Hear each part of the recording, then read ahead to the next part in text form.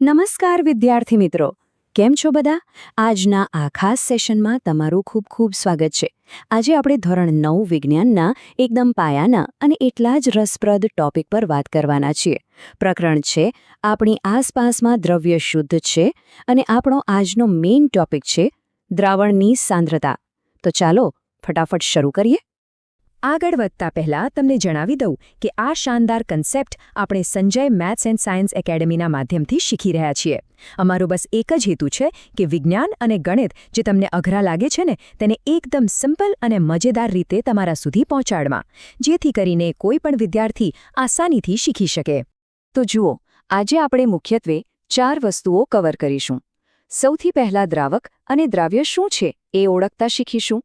પછી સમજીશું કે આ સાંદ્રતા ખરેખર છે શું. ત્યારબાદ તેની ગણતરી માટેના 3 એકદમ સહેલા સૂત્રો જોઈશું અને છેલ્લે ચેનલ સાથે જોડાયેલા રહેવાની વાત કરીશું.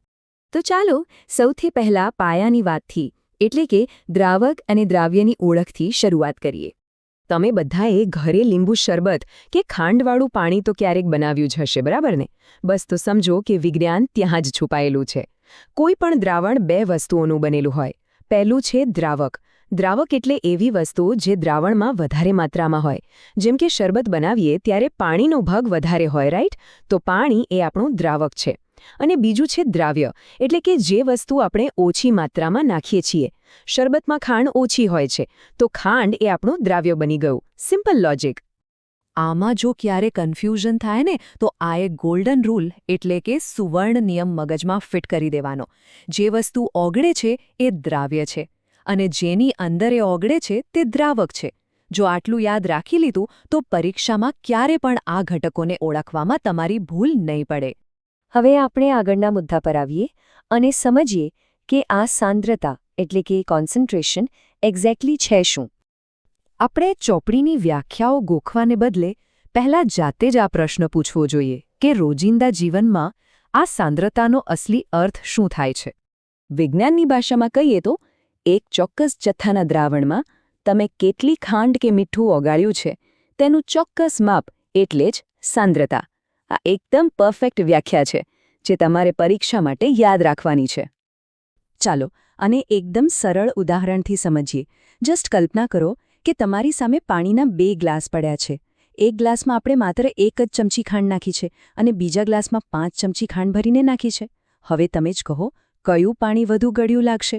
સ્વાભાવિક છે કે બીજો ગ્લાસ. તો આપણે કહી શકીએ કે બીજા ગ્લાસની સાંદ્રતા વધારે છે કારણ કે તેમાં દ્રાવ્ય એટલે કે ખાંડનો જથ્થો વધુ છે. છે ને એકદમ સહેલું? હવે આવે છે આપણો મેઇન અને ગાણિતિક પાર્ટ, સાંદ્રતા શોધવાના સૂત્રો. આને જોઈને બિલકુલ ગભરાવાની જરૂર નથી હો. કુલ દ્રાવણમાં દ્રાવ્યના કેટલા ટકા રહેલા છે તે જાણવા માટે આપણી પાસે આ 3 એકદમ સહેલી રીતો છે. આ ફોર્મ્યુલાની મદદથી આપણે સાંદ્રતાની એકદમ સચોટ ટકાવારી કાઢી શકીએ છીએ. તો ચાલો ત્રણેને વારાફરતી સમજીએ. સૌથી પહેલું છે દળ ટકાવારીનું સૂત્ર.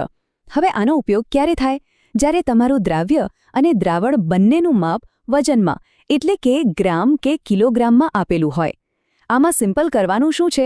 દ્રાવ્યના દળને દ્રાવણના કુલ દળ વડે ભાગીને તેને 100 વડે ગુણી નાખવાનું. બસ આવી ગયો તમારો જવાબ. બીજું સૂત્ર છે દળ કદ ટકાવારીનું. આ આપણું સૌથી વધારે વપરાતું સાધન છે. જ્યારે તમે કોઈ ઘન પદાર્થ એટલે કે જેનું વજન ગ્રામમાં હોય તેને પ્રવાહીમાં ઓગાળો છો એટલે કે મિલીલીટરમાં, ત્યારે આ વપરાય છે. આમાં દ્રાવ્યના દળને દ્રાવણના કદ વડે ભાગી 100થી ગુણાકાર કરવાનો હોય છે. અને છેલ્લે કદ ટકાવારી. આ ત્યારે જ વાપરવાનું જ્યારે બંને ઘટકો એટલે કે દ્રાવ્ય અને દ્રાવક બંને પ્રવાહી સ્વરૂપમાં જ હોય. ઉદાહરણ તરીકે તમે આલ્કોહોલને પાણીમાં મિક્સ કરો છો ત્યારે અહીં બંને વસ્તુઓ કદમાં એટલે કે લીટર કે મિલીલીટરમાં મપાય છે. હવે 1 મિનિટ અહીં એકદમ ખાસ ધ્યાન આપજો. આ એક એવી જગ્યા છે જ્યાં મોટાભાગના સ્ટુડન્ટ્સ ભૂલ કરીને માર્ક્સ ગુમાવતા હોય છે. સૂત્રમાં છેદમાં એટલે કે નીચેની સાઈડ હંમેશા દ્રાવણનું કુલ વજન કે કદ લેવાનું છે, માત્ર દ્રાવકનું નહીં. યાદ છે ને, શરૂઆતમાં વાત કરી હતી. દ્રાવણ એટલે દ્રાવક અને દ્રાવ્ય બંનેનો સરવાળો.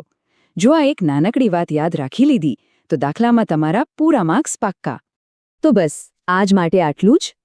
ચલો હવે આજના સેશનને અહીં પૂરું કરીએ.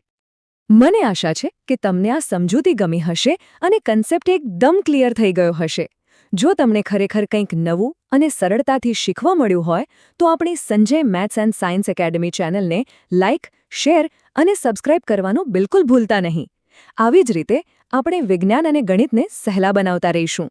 અને હા, હવે પછી જ્યારે પણ લીંબો શરબત પીઓ ને ત્યારે મનમાં એકવાર ચોક્કસ ગણતરી કરજો કે તેમાં દ્રાવ્યની સાંદ્રતા કેટલા ટકા હશે.